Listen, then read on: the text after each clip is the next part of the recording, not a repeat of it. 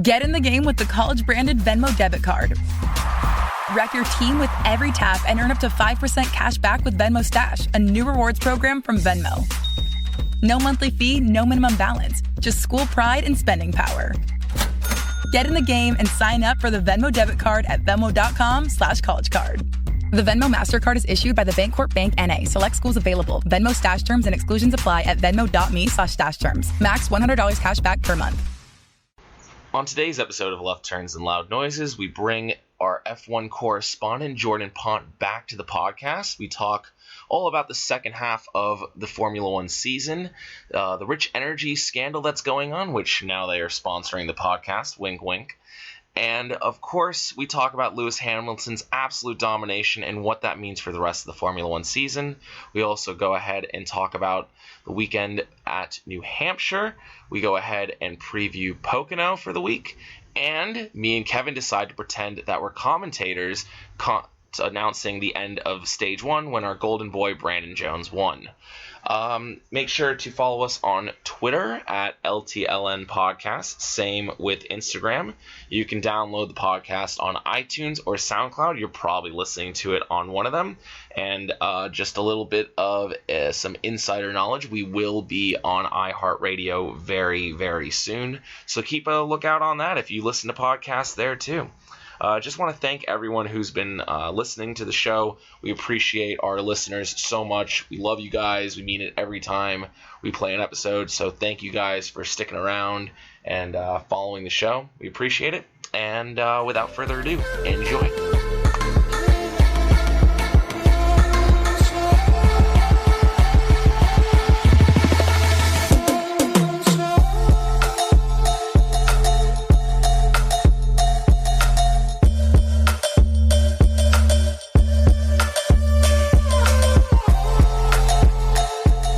Hey, what's going on, everyone? Welcome to another episode of Left Turns and Loud Noises, episode 26. Today is June 23rd, 2019. I am your host, Anthony Dietrich. I'm joined, as always, by my partner in crime, Kevin Costello. What up? Hello, everyone. Once again. Alex could not be here. He is busy trying to jumpstart his career as a driver in IMSA. You know, actually, maybe people would actually believe that I said that since he actually has a racing background. So Alex cannot be here. He is once again busy saving the world. So we will do another episode without him. I promise you guys, it's not like the Nolan situation. He is going to come back. He is just super busy. And even with Nolan will eventually come back. He just went to the store to get cigarettes. So just like my dad 18 years ago. But yes. Speaking about IMSA, by the way, if you were listening to last week's episode and you didn't listen all the way to the end when I threw in some outtakes, I was technically correct and technically wrong about we were both. So it depends on how you look at it. We were both right and we were both wrong. So yes, Grant Enfinger and Ben Rhodes did drive in an IMSA series, but it was not like the prototype series. It was the lower IMSA series, which I found out, by the way, IMSA has like 20 different classifications for cars, which is basically it's just real life Forza, which is awesome. That's pretty so cool. I mean, yeah, Grant Enfinger and Ben Rhodes were just getting some track time at Mosport, or what was it? Canadian Tire. Is it Mosport? I think that's the old name. No, wait, is Mosport? It's Bowmanville, whatever. Yeah. It's Alex Bowmanville. No, it is Mosport. You're good. They just needed some extra track time, and I don't blame them considering Ben Rhodes and Grant Enfinger could use a win right now after what's been going on. And yeah, well, especially Rhodes, but even Enfinger could use one because, I mean, you never know how many more winners we could get before the season ends. I mean, Tyler Ankrum had no business winning, and now he's in the chase. Well, not no business winning, but, I mean, you know, he wasn't like a favorite to win races is what I'm saying.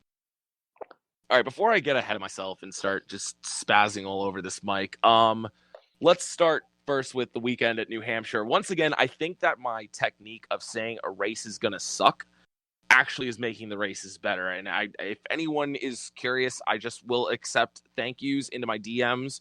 I am on NAYS_Anthony on Twitter. I appreciate that. If you can send that to me, it'll boost my ego largely. But yeah, that was a great finish in New Hampshire. Without a green white checker. Even the whole race, like there was a lot of strategy going on, and I never Mhm. really felt like I knew who was going to win. Like there was a point in that first half where I was like, "Oh, this is Kyle Busch's race to win," and then Oh the yeah, no, I strategy tweeted happened. that. I'm like, "Oh, maybe not," and then he got into some stuff, and it was always changing, which is what I want out of a race. 'Cause I like unpredictability, not to the point where it's like, "Oh my god, like anybody can win," but like, Yeah, like, oh my I God, Ross mean, if there's like Chastain's a about to group break a of watermelon. I don't know five drivers who realistically have a shot to win a Yeah. race, and it just comes down to strategy and excution. That's the type of race that I love to see, and that's what we got. Yeah, no, it was definitely definitely a lot of fun to see that. And this is like the first time winner this year in a row, so we're getting into Yeah, some interesting summer series races going on here. it's NBC, Uh, man. I'm telling you. yeah, no, and again, shouts out NBC. I really cannot believe that I ever doubted them because they were showing mid pack battles a lot during that race when nothing was going on in the top five, and I got to give them credit because I mean Fox. I feel like Fox would get some of those battles, but they were really focused at midway through the race on those mid pack battles, and I have to appreciate what they're doing over there because I mean the racing throughout was very interesting. It seemed like the high side with the PJ1 was just super dominant, and only certain drivers really knew how to drive it down in the corner, like Kyle Busch. And I know you just said it like he hit the wall. Kyle Busch was driving the absolute wheels off that thing again. Mhm. This has to be the fifth race. I think Kyle Busch has overdriven his car into the wall this season that I can just remember off the top of my head. And he's won two of Honestly, them, I feel like. I know he did that at Texas. I'm pretty sure he did that at Wrecked at Chicago. Bristol. That's right, he did do that at Bristol. Yeah. Yeah, which I think gave him an advantage. But Yeah. Now, like uh, not necessarily he, but everyone who was trying to make a pass, it was kind of fun to see because they put the PJ1 on the top groove and then the bottom, Mhm. I think as well, or maybe the bottom's just the preferred groove. So the way to make a pass was get a big run off of one of the turns, pull a slide job going into the turns, drift up to the top, and then once you're at the top, you have position. And then You have position, but you gotta hold it, and that was so it's like the it hardest took like thing a there. lap just to complete a pass, and that's not including the amount of setup time and whatnot. But that's Yeah, racing. and also, I mean, it got the third place car into it because like there were multiple times throughout the race where like two cars would be side by side, three out of turn four, and then the third guy behind him is just like, all right, I'm gonna get a nasty run. Basically, what we saw at the end of stage one from the Xfinity race, we saw that a couple times during the Cup race. It felt like, and it was really, really for New Hampshire standards, that was exciting. So Yeah, New Hampshire the last 2 years, man, it's put on some good races. Two very different races, but both won by Kevin Harvick. This was Kevin Harvick's first win in comparison to last year where it was his sixth. yeah, the 1 week I don't pick them, right? But finally, we can't say we jinxed Stewart-Haas anymore because I want to say one of us picked a Stewart-Haas driver in one of our picks. Oh, I couldn't tell you. I don't have my paper from last week. But I feel like nonetheless, we are I picked safe to pick Logano. him I know now. that. My dark horse, though, I know I just want to kind of jump right into it because I want to make sure I get into it quicker than NBC got into their interview with him. But Matt DiBenedetto with a solid top five, running pretty much top 10 most of the day. He was passing cars at that last restart too. He got by Martin Truex Jr. He held off Joey Logano, which is very difficult to do. I mean, dude, Matt DiBenedetto, and one of the most humble guys in every interview. I mean, dude needs like one of those like just long lists of papers and like those tiny glasses just to thank every single person who's ever given him a chance. Like, I love that about Matty D, man. He really, really genuinely loves the people that gave him a chance. And to see him get his second career top five in less than 5 weeks, that's unbelievable. I mean, he had a top 10 at Daytona, if I recall correctly.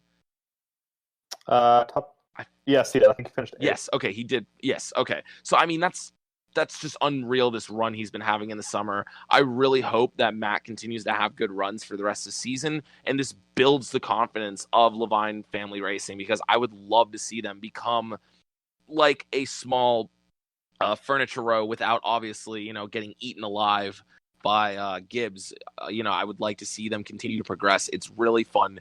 It's really cool to see Matty D run well, and to be honest, I'm a sucker for the underdogs, and I think that's very well known. Yeah, I'll be the first to say that I was wrong because after final practice, he kept having blown tires, and I was like, know if that's going to be an easy fix. And I was like, even with that, even if they fix it, a small team usually that qualifies in the top 10 does not stay there. And you proved me wrong. You're out here doubting the abilities of Mike. I was. I don't know. I don't doubt the wheelman abilities as a driver, just the team as a whole. But hey, man, shout out! You proved me wrong. Yeah, I think that they just scuffed the doubters right now. They really just kind of proved them wrong with how they were going to get ready for this race. And hey, if I'm Matty D, I'm getting ready for Phoenix later on in the season. That's another flat track that he might find some success at. Oh, yeah. You know, we really only have 2-3 flat tracks on the circuit, not counting road courses. Martinsville, New Hampshire, Phoenix. Yeah, you're right. Am I missing one? I don't think so. Everything else seems to have more than a 10-degree banking. Yeah. And I could be wrong on the banking. Someone is going to tweet me like, well, actually, Phoenix is 10.6 degree banking, so get fucked, idiot. Honestly, I can't really think of any other flat tracks. Because they kept changing them for speed, and now it's just funny with the lack of speed that we have. But yeah. I'm not going to lie, they did a great job with Las Vegas, great job with Homestead. I was going to say, I'm not going to fault them for changing Vegas and Homestead up. But I have a feeling that those tracks that actually have the good banking now, or the higher degree of banking, have been pretty fun. Mm-hmm. Except for Texas sometimes. Yeah. They lowered that. That's the first time I've ever actually seen a track lower their banking, though. Yeah. So... maybe Kentucky did it too. I don't know what Kentucky does besides have good green-white checker finishes. So yeah. I have the IndyCar race pulled up. So this is the second race where Matt Benedetto scored a top 5. The other being Sonoma, and in both those races, all Joe Gibbs cars scored top 8s as well. So whenever the Toyota team runs good, the Toyota team runs phenomenal. Yeah, your boy Eric Jones with another third place finish. I mean, geez. Smoke 2.0, man. Yeah, he's getting hot. He's getting hot. So, and Ryan Blaney also 4th place. Good for him. You know, he once again just casual top 5 that we just completely overlook. Blaney had a really solid day and a solid car. Someone posted on Reddit where if he would have stayed out with Harvick and whatnot, probably could have won the race because I think he would have been in position. I feel like his car wasn't as good as Harvick's to hold off Hamlin. I feel like Harvick did have a little bit better car, but still, nonetheless, 4th place finish for Blaney. Good to see him get some momentum back because I felt like he lost a little bit over the last couple of weeks. Yeah. Mm-hmm. Let's run it back to that finish because, like, what the fuck was Kevin Harvick trying to figure out there with 2 to go, trying to get around, or 3 to go, trying to get around Austin Dillon on the inside? Austin, I don't know, what was Austin even doing on the outside there? Like, Austin was. I saw the motive when Austin just pretty much was like, I'm gonna park it in the wall and let you go. Oh, you've gone on the inside. Okay. Yeah, that was a weird move. That was just. I don't know if that was like, you know, NBC being like, we need a close finish, or just like, just Kevin Harvick having a brain fart, which is very weird for a guy with 46 now wins, like, to just kind of lapse in judgment. Once you get in that dirty air, even from a car, it messes up your car so much. Oh, no doubt. Absolutely. I thought for sure Hamlin was going to send Harvick into turn along that last lap. That was so, I was like, I was looking at that and I could just like, I could see the bombs blowing up with fucking the Martinsville race. I'm like, he is going to send him into this like turn 1 wall. I don't know how he did it. Flashbacks of Martinsville 2017 saying it was like the Chase Elliott guy is ready to board a plane right now and just fight this man on pit road.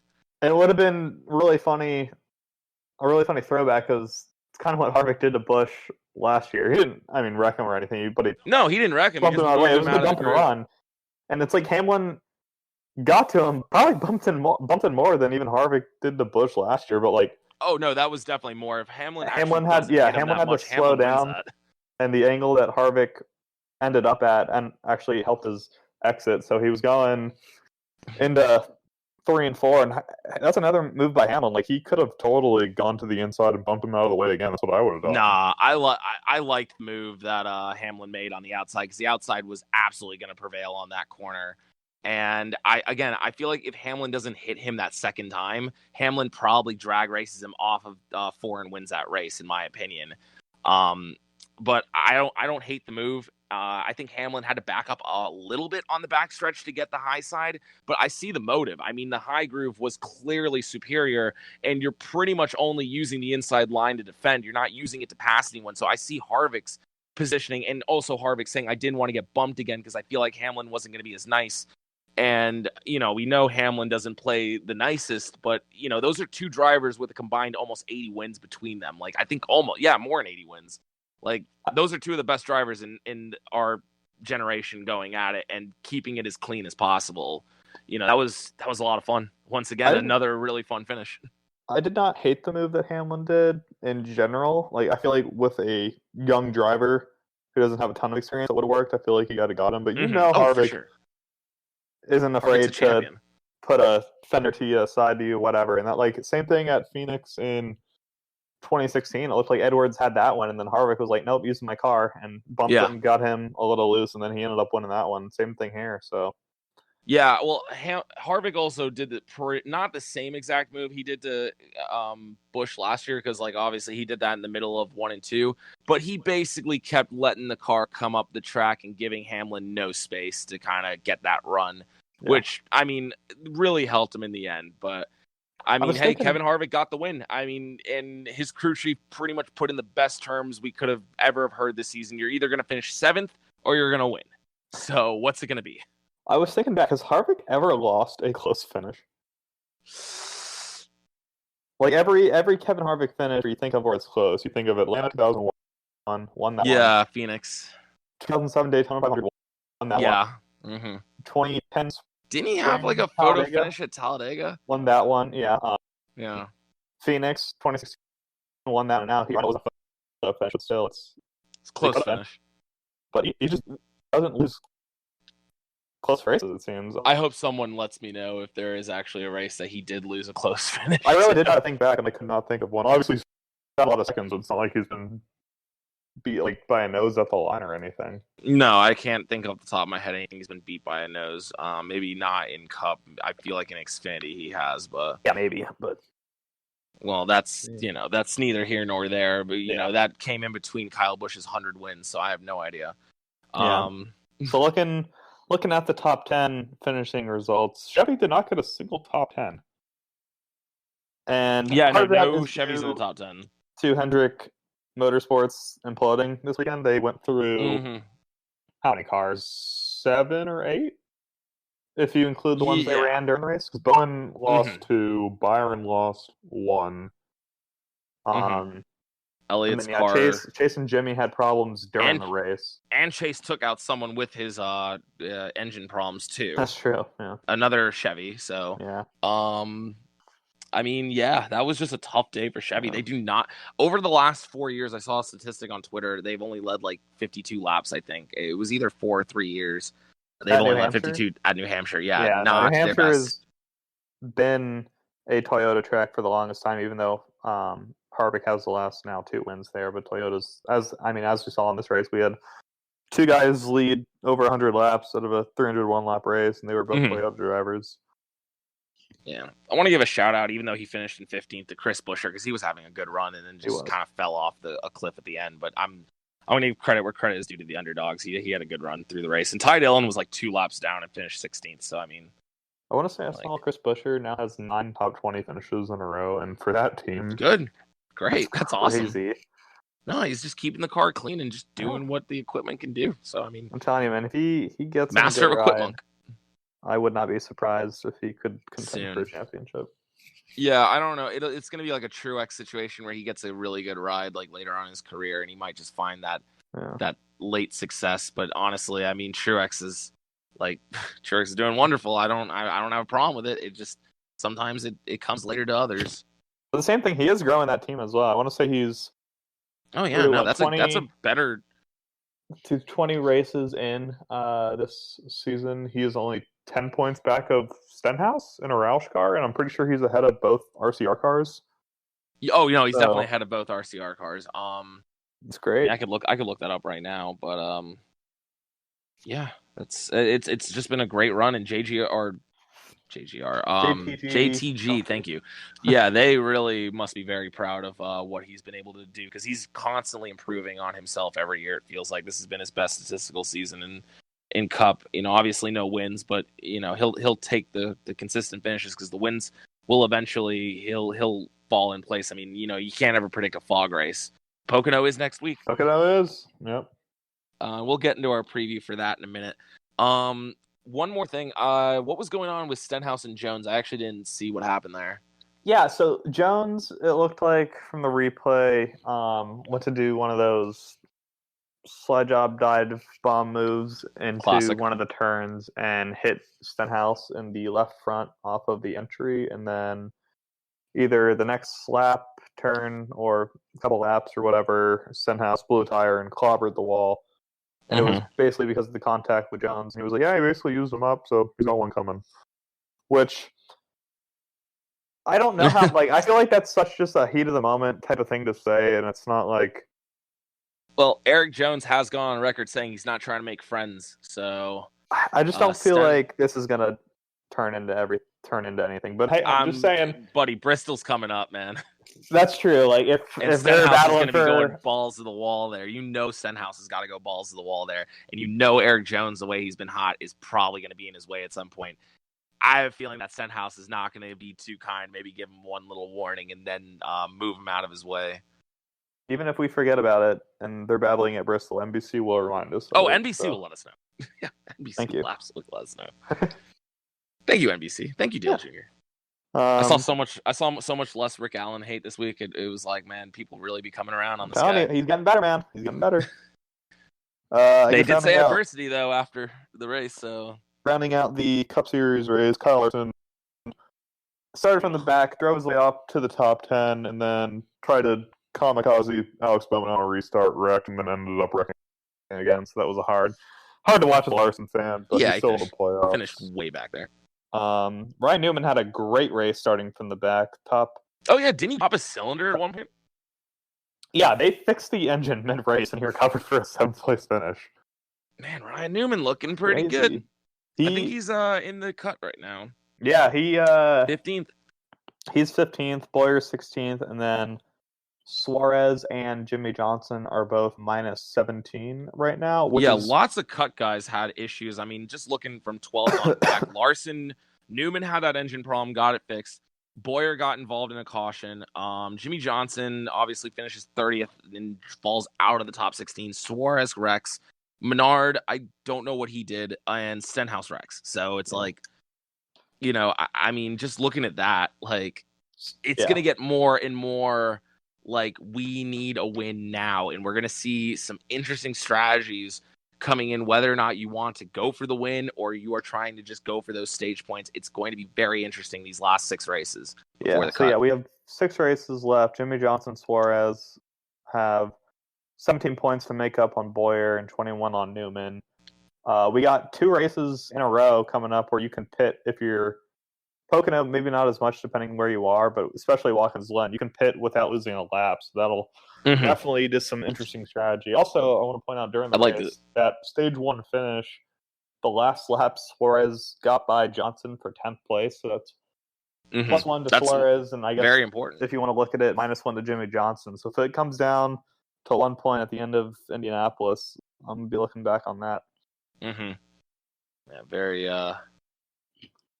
very close right now. I'm super excited, and I'll just play the little Pocono curse. But yeah, I was gonna say Curse of McDonald's was definitely well endowed for Larson, unfortunately, this week. Maybe he should stop running that specific McDonald's car. I feel like McDonald's has other schemes they could run with it. I don't know. Throwback of Bill Elliott's 90s car, or even the Andy Houston 96 would be awesome. I don't think he has a Darlington scheme yet, so maybe that'll not yet. Not yet. Just I don't know. Do you know who Andy Houston is? I know the name. He is someone's spotter. I was about to say Kevin Harvick's, but I think that's Tim Fedewa. That's Tim Fedewa, who was also a NASCAR driver in the early 2000s. But I know that Andy Houston is a spotter for someone, and I'm going to be really annoyed when I look it up later. But I want to say with no base or anything, it's Austin Dillon spotter. No, you're right. It is Austin Dillon spotter. Is it really? I'm almost. Yeah, I think so. I'm looking at it right now. But yeah, I'll give that race a 7.1. We've been having some good races lately. So 7-1. I'm sorry. Should I make it higher? 7-1's. I don't think a. I'm giving it like those pizza review scores. I'll give it an 8.1. Okay, if it's a Barstool Pizza review score, that's fair. But I'm like, I'll give it the Kevin 8.1 communist score. How about that? Fair. Yeah, I'll give it like a. Yeah, I give it. Yeah, an 8. actually, 8.1 seems fair. I'll give it an 8. It wasn't the best race of the season, but it was a solid race. Yeah, no doubt. Basically everything I could have asked for out of a race. Minus Andy Houston won Kyle 3 truck Larson. races. Not reckoning twice. Yeah. Yeah. Oh yeah, he is Austin Dillon's. He's been working with RCR for a long time actually. Good for him. I'm proud of my spotter knowledge. Yeah, no, you're. I mean, I can only name 3 off the top of my head, which is Fedewa, TJ Majors, and Andy Houston. I don't know any others off the top of my head. Brett Griffin. Besides Alex, our boy Alex. So. Brett Griffin, 14. Oh, okay. Paul Wolf. Paul Wolf's with what? Or no, not Paul Wolf. I was gonna say Paul Wolf is the crew chief. He's crew chief. Joey Meyer went over to Menard, if I remember. Okay, yeah, I do recognize Joey Meyer's name. All right, you want to move over to Xfinity? I would love to move over to Xfinity, which was also a decent race. Yeah, no, we but had especially stage 1 finish. That stage 1 finish. Oh man, I'm just gonna go ahead and splice the little our little commentating gig. So during the race, me and Kevin were doing a recording for an interview you'll hear in a few minutes, but we were watching stage 1 and it was really exciting. There was a lot of bumping going on. I know that me and Kevin like actively gasped at Reddick and Custer getting into each other on like lap 2. Mm-hmm. But yeah, right now I'll just go ahead and splice in the end of the stage finish. We pretended to be commentators. To be honest, we're pretty good at it. So we know our shit.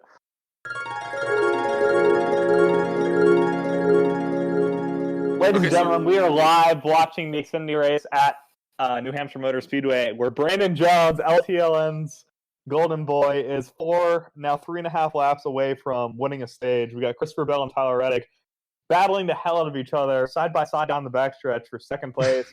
But if they keep that up, we could be witnessing LTLN podcast history right now. This is podcast history right now. We've never been able to watch a race simultaneously. We've had talks about it, but now with three to go, Reddick is now in second place, so Reddick is coming. He's 600 seconds. Oh, geez, Louise. Ryan Sieg right on Bell's ass right there. Come on. Reddick just made up 1/10 of a second. Now, Reddick and Bell are on fresher tires than Brandon Jones. So this is going to be Brandon Jones is playing the playoff game. He needs the points to keep himself ahead of the cut line and move himself into 11th or 10th before the regular season ends. I absolutely see the vision here. 2 to go. This is going to be a great finish. Come on, Brandon. Man, if only I wasn't working today, we could actually do this if Brandon Jones was leading at the end. Well, he's only there but because of pit strategy, but hey. 2/100ths of a second now. Reddick's got a lap to see if he can dive bomb him. I don't think he's going to get there in time. Oh, never mind. Oh, he's there. He's there. All right, coming out of form the last lap. Brandon Jones with the white flag in the stage. Can he hold him off? Man. Oh, here he goes. Dive bomb him again. Dive bomb. Oh, Reddick's giving it everything he's got. Brandon's just holding his line. I got to believe that these older tires might be a good call. With the runoff. So I feel like the Cup guys are looking at this for tomorrow. Here he goes. Oh, my God. What a move. Is he going to get there? He's going to hit him. Come on, Brandon. Come on. Hold it. Get there. Oh, yes. Oh, there's Christopher Bell. Oh, my goodness. Holy shit. He got it. Christopher Bell got second. Holy my goodness. Wow. Man, what a stage. That was fucking awesome. Wow, we should do this more often. Dude, holy crap. We should do this for if we did this for the Bowman Larson race. Oh my God. Look at this 3-wide finish for stage 1. How do you not love stage racing, ladies and gentlemen? Man, Christopher Bell was almost there, almost weaseled his way into the stage win. What a wow! Sweet. All right, thanks for listening to this. I'm gonna splice this shit right into the middle of the episode.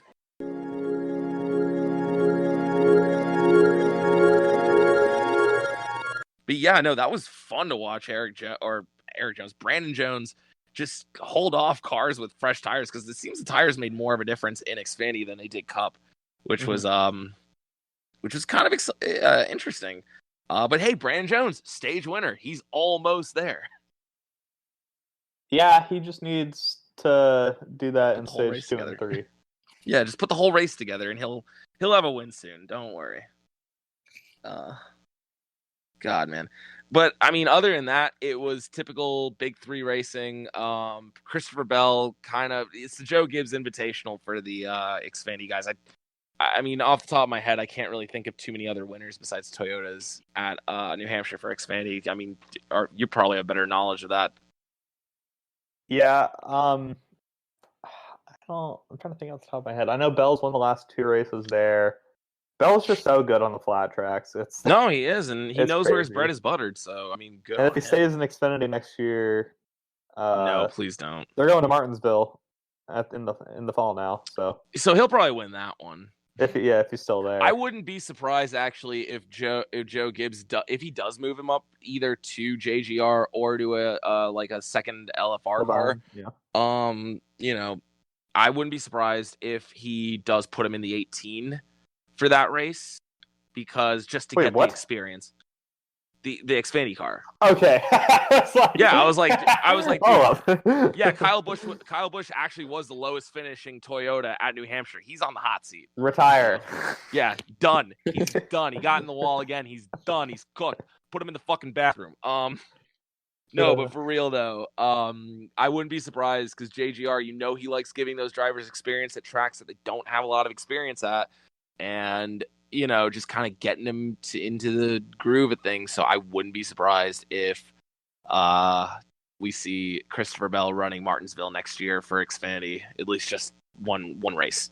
I would be surprised only because I'm pretty sure they're still going to have the rules of no Cup drivers in the playoff races. Oh, I'm sorry. Wait, I thought Martinsville was going to be a spring race for Xfinity. That's going to be a fall race next year? Is it? Hold up. I thought it was sure it's a triple header. If that's the case, then no, he won't get any track time. Yeah. Hate to see it. Let me type to confirm that, because I'm going to the spring race, hopefully the night race for the Cup Series, and if they're for your I know birthday. There's another series. Come say happy racing. Birthday to Kevin next year. Yeah, I know there's another series racing that weekend, but I don't think it's trucks or Xfinity. I think it's like a late model or wheeling. There's an ARCA race. I completely did not watch the ARCA race this weekend. I hate myself for that. Was there an ARCA race this weekend? Yeah, it's like something 100. It was at New Hampshire, I believe. Oh, okay.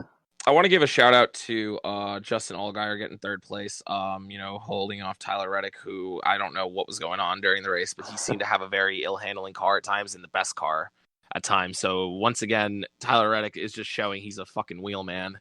Right. Can confirm that Martinsville is the penultimate Xfinity Series race next year on Halloween. Oh, really? It's the penultimate. Okay, that's going to be really exciting, because that's going to be getting the boys into the Final Four. Wow, that's going to be fun. But no track time for Christopher Bell. He's just going to come in the spring and just hope for the best, I guess. Yeah. Hopefully it's better than Chase Elliott's debut at Martinsville. Yeah, I mean, Bell ran there in trucks, so it's not like it's... Oh, okay. Oh, yeah, they do run the trucks there. So it's not like he's never driven there before, but definitely 2 years out, going back. I feel like the man has such good throttle control. That's going to be really, really good for him. But, man, it's going to be tough if they keep this package for Bell in the future. The only thing that I'm worried about for him at Martinsville is that he's a very similar driver to Larson, and Larson is hot trash out at Martinsville. Yeah, well, I think that Larson just needs to get more iRacing. That'll solve that problem. I'm ready to cancel someone.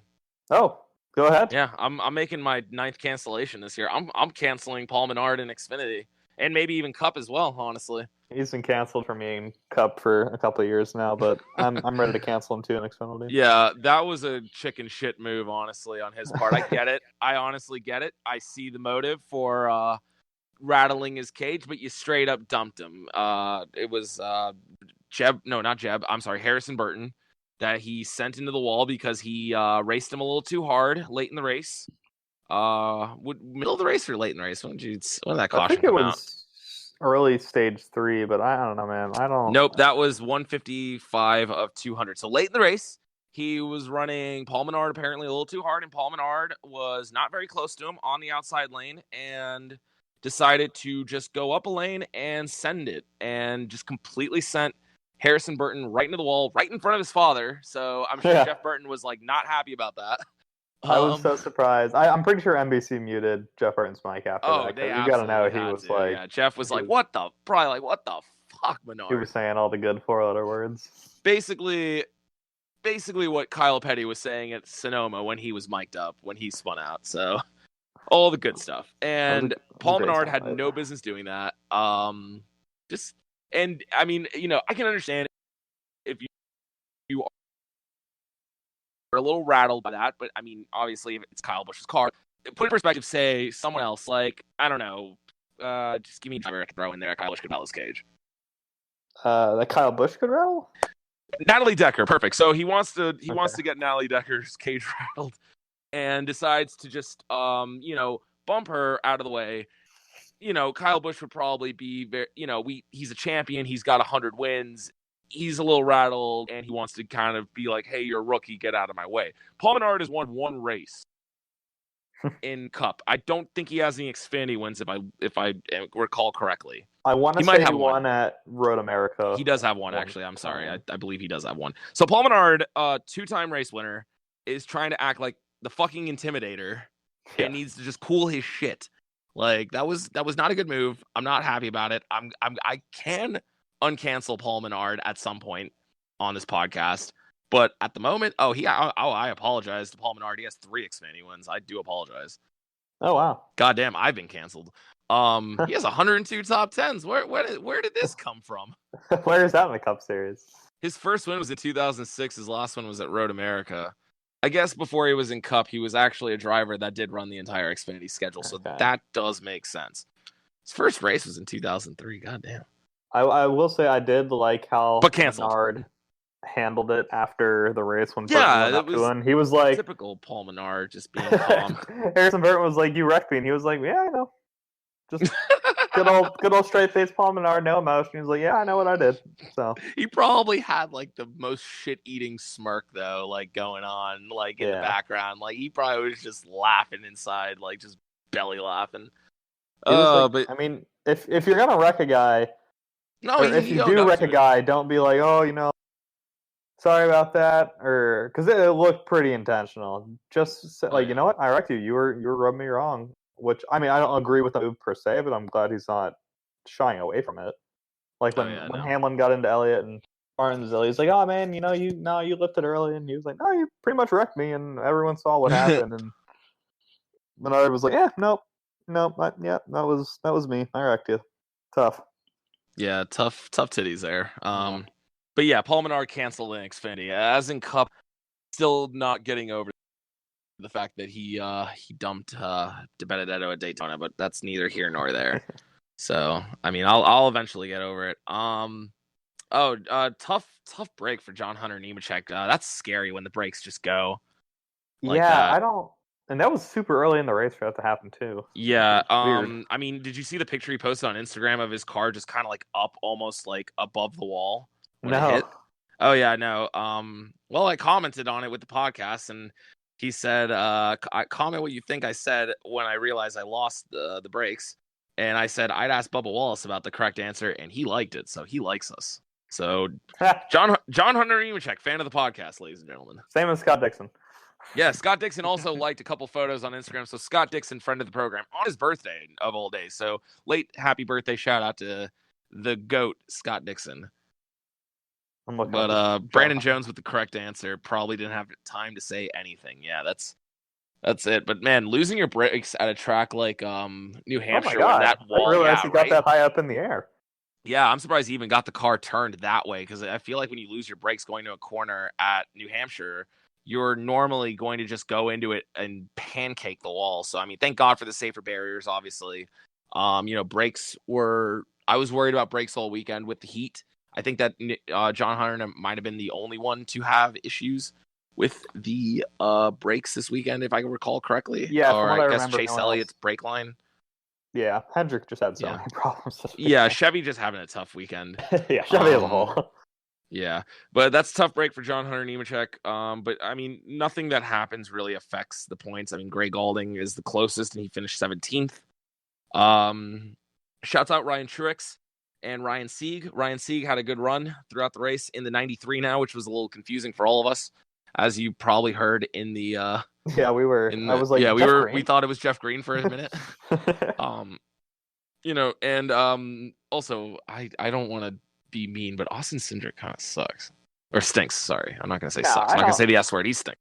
I don't think Cindric stinks. He's a good driver, but he's a good driver, but he ain't winning any races. I think soon. A month from right now, we'll be saying, "Wow, congrats Cindric on his first career win," because I'm pretty sure he's going to get a win on a road course. Okay, no, that's a good prediction. He is a good road driver, Yeah. course driver.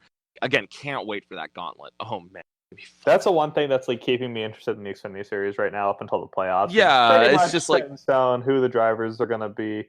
Bar a surprise, bar like Jeremy Clemens or something. Yeah, but we've seen that it can happen at these road courses. So I'm gonna have a lot of fun with this weekend. Too bad Justin Marks is there. Yeah, that's right. He's done there. Yeah.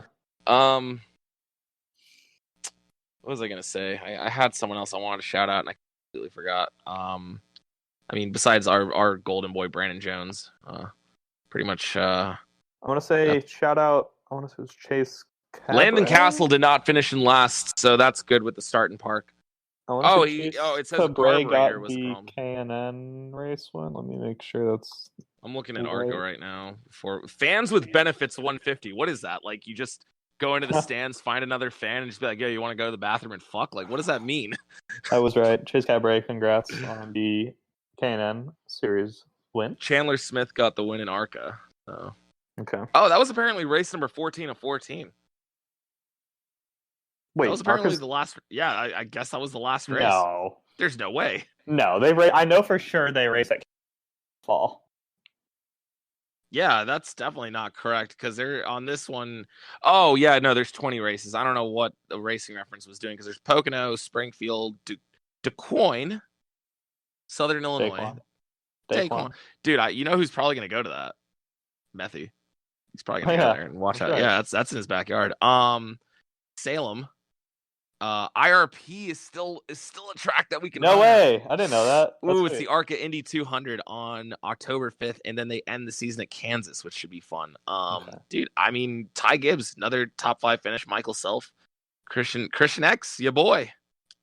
Ty Gibbs has been killing it. I'm gonna give a shout out. No, good for him. He's been doing good.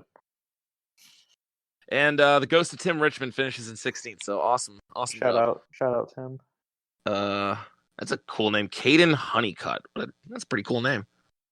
I might just start rooting for him because of his name. Nothing is better than K&N series driver. Maybe it's ARCA. Lawless Allen. Have we talked about the Con Nicolopoulos? Yeah.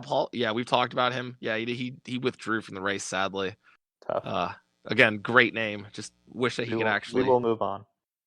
All right. Yeah, we will. And then I guess K&N only got to do 70 laps. The modified races, one of them unfortunately did not go the full distance because of scheduling and a bad wreck in turn 1 that did damage to the safer barrier.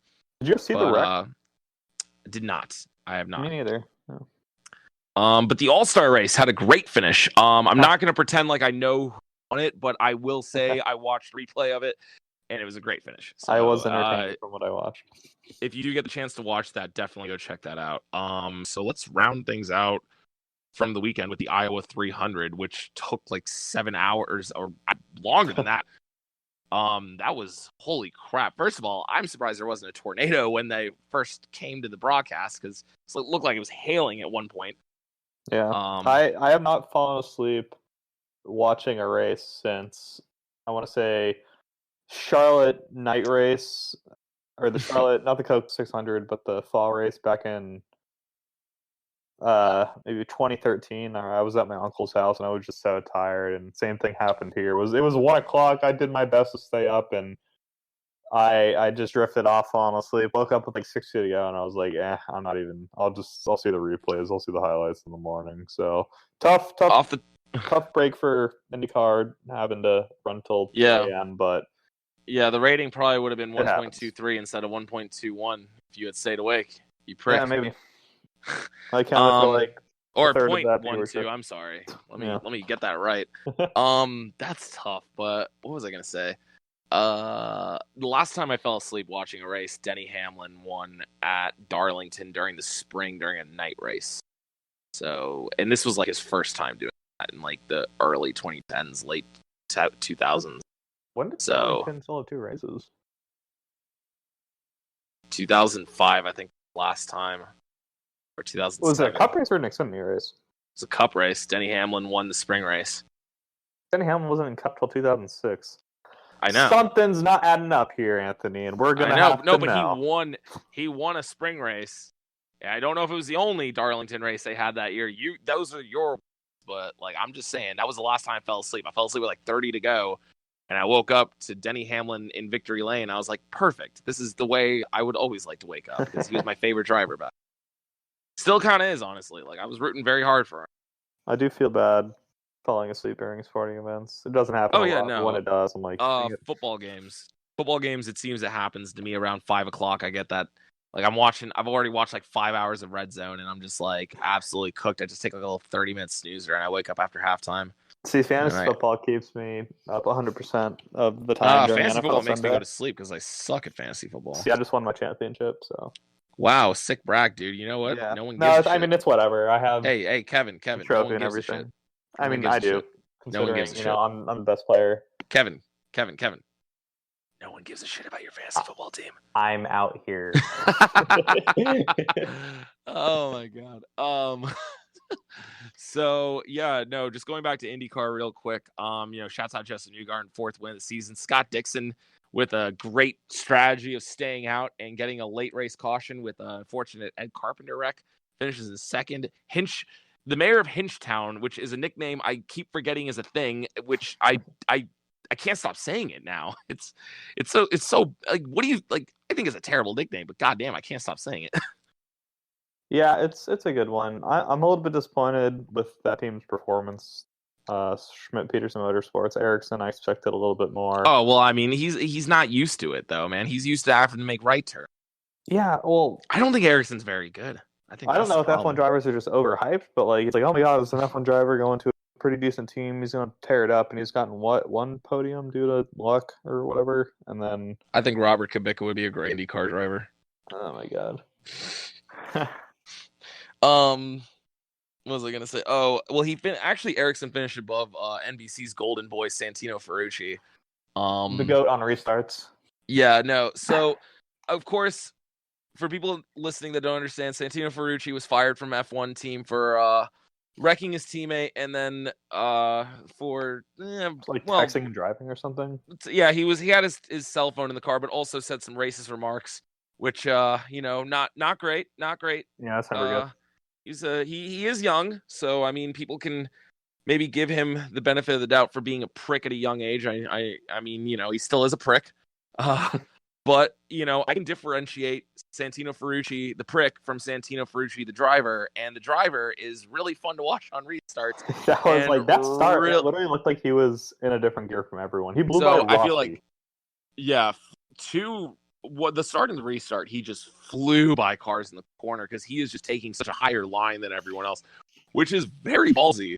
Because if you fuck that up, you're going into that wall or you're taking out someone with you on the inside. And I know on that second restart, he got past 6 cars in one corner, and if that first car does not break as early as it does, I think Ferrucci gets into him. So, I mean, there's a little bit of luck thrown into that skill, but goddamn, I mean, he's got balls of steel and the stupidest haircut I've ever seen in my life, but that is neither here nor there. So, see, I can also differentiate the prick from the driver. So, congratulations, Santino, on a wonderful 12th place finish. I'm sure everyone loves hearing your name every week.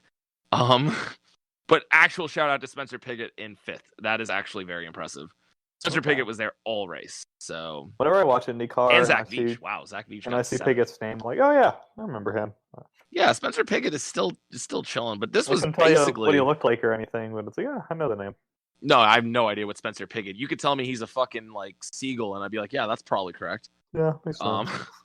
But Penske was running just class of the field all day. I mean, I thought that I didn't think anyone was honestly going to get Newgarden like once he got around the leaders.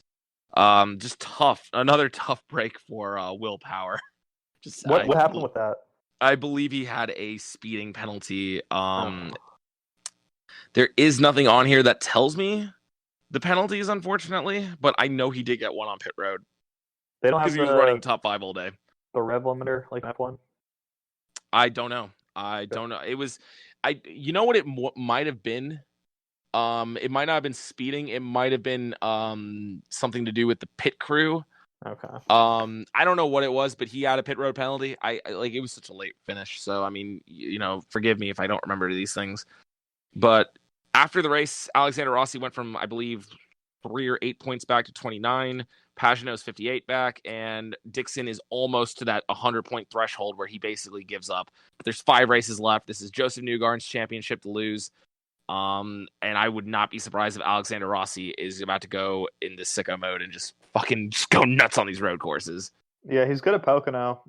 Yeah. They're heading there soon. I'm excited to Gateway's a good track for Newgarden. I don't know about the road courses, though. They haven't been to... Rossi shows speed at road courses, but I mean, Portland's not a street course, but drives like a street course with its sharp corners. So where are they, I think ending the season at Laguna now? Seca. That's it. Yeah. Which I don't know if that benefits Rossi or not. I feel like that's going to benefit actually Sebastian Bourdais because I think he's the last. Like him and Tony Kanaan have actually had experience driving there in IndyCar sports car championship presented by Michael Andretti. Kanaan won a race. The Indy 500. I don't know. Hold on, I'm looking right now. It's been a while. It has been a while. 2014 when Tony Kanaan won the Indianapolis 5. Wait, 2014? No, I'm sorry. He won Fontana. Okay. When did he win the Indy 500? Must have been 2013. He won it after Weldon died. So 2012. He won in 2013. Get fucked. Frick. Oh, that's right. Was it Franchitti who won 2012? Well, God damn it, do I really have to do this? Yes, you do. All right. Because I know it was one of Dario his friends. Franchitti. He was like, I want my face next to Weldon's. So it was Franchitti? It was Dario Franchitti. Okay. So good for him. Was that the one with We missed Sato? him a lot. Where Sato was like on the inside and they wrecked? Or he wrecked? At the end? Yeah. Probably. That sounds very familiar. That sounds like a race. I'm pretty sure that was Patrick 2012. Yeah. That was her last Indy 500 before coming back, I think. Huh. That's probably incorrect also. Whatever. All right.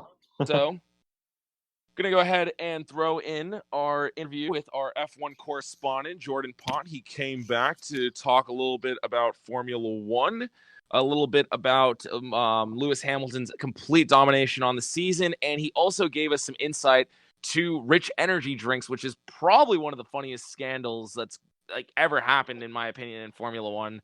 We had a really great time, and we love having Jordon on the podcast as often as we can. Unfortunately, Formula One is a little one-sided, so we only get him pretty much 3 times a year. But without further ado, here's our interview with Jordon Pont.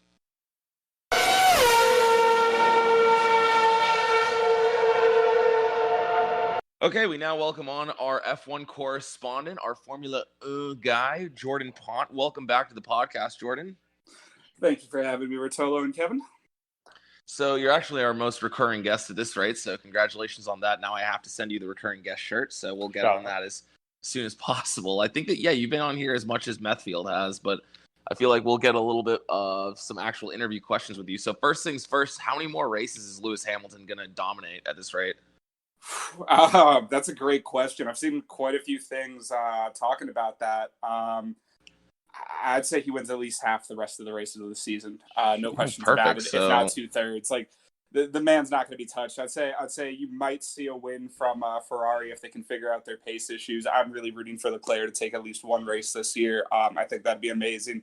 I think Verstappen's probably going to be able to pull out another race. Bottas might be able to pull off another one or two, but Hamilton's going to take the vast majority. No questions about it. We were talking. I was saying Ferrari at Monza. I feel like that'll, because they're faster on the tracks with like a lot of straightaways, so I feel like that'll suit them. And that's what I'm saying. I can see it. I just think even on those tracks, it's still going to be a hard fight. I could see an upset at like Singapore or something. That could be interesting, at least maybe later on in the season. But by then, I mean, Hamilton's probably going to win the championship with like 4 races to go. Yeah. Well, I think he's got something like 36 points up on Bottas. So like right now, okay, so he's not that high up. No. It's close between the two of them at least. It's it can definitely change, but it's just not super likely based on what I've been seeing. Yeah. Would be fun to see a Bottas championship. He has been quietly like just always in second place. So, hey, everybody needs a good wingman. Yeah, he's doing much better than Rosberg not bumping into his teammates. So, so I noticed you didn't mention Vettel. Do you think that Vettel's just cooked now? I don't think he's cooked, but I think he's definitely driving like he's frustrated, and I think that's showing. You think that's just stemming still from Canada? I think so. I mean, personally, nothing was better than seeing him swapping around the numbers 1 and 2, right after the race ended. I thought that was absolutely amazing. That was probably the highlight of my season so far. But I definitely think the man's frustrated, and I definitely think it's starting to show. For sure. I was going to say, so actually going on to Canada, we saw 3 races in a row. Pretty much like the stewards were holding the race by their balls at that rate. Like, I'm sure you probably don't enjoy seeing the stewards have this much control over like the races and all these like penalty calls. And it's really like I know it's frustrating. Me and Kevin, we were pretty much done with Formula One after Canada. And luckily I woke up in time for Austria and I felt a little bit better besides waiting 4 hours to find out Verstappen won or not. Yeah. How are you feeling about the stewards? I don't know. I understand that every sport has to have rules and regulations, but at a certain point, every single one of the drivers I've seen has come out and said, that there's a difference between doing something illegal and then hard driving, and you need to let a driver drive. That's all there is to it. Exactly.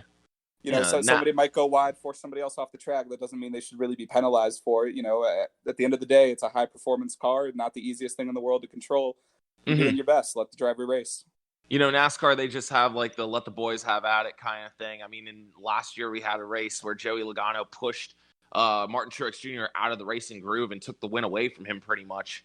And, if that was Formula One, he would have been penalized into oblivion, probably would have finished 30th and wouldn't have won the championship. So, I mean, it's just weird seeing these rules. I mean, we watch like, just cars bumping all the time, and you see that in Formula One, and they're just like, oh, God, they're having like an aneurysm on the track there. So it's just wacky to me. So I wanted to actually talk to you about a little bit more about what's happening in the future of Formula One. But first things first, I know you're excited to kind of talk about what's going on between Haas and who was it, the sponsor that they lost? Rich Energy. Oh, yeah. My so God. you were very intrigued by this whole thing. So give us your perspective. All right. So how much do you guys know about Rich Energy and what's going on with them? They're an energy drink, right? I know that like they're a giant meme, and then they like signed on, and then someone tweeted out from their Twitter account like, we expected to beat Red Bull at Austria, and then they didn't. And they said they were done, and then there was like damage control. They were like, sorry, that was a investor who was all pissed off. So now that they're back and whatnot, but they're running like shit too. So it's kind of a weird situation. Rich Energy might be my absolute favorite thing in the history of sports. First of all, it's a money laundering front. So I'll give you guys some background. I don't know how much reading you've done, but I highly encourage you to hop on the Reddit thread about it. Basically, you can't actually buy their energy drinks. We almost lost our goddamn minds at work the other day because we found you can order cases of it on through Walmart actually. But it's absolutely incredible because for the longest time, there's even an article on Jalopnik about it. You could not buy this energy drink. To sponsor a Formula One team, you got to have millions in the bank.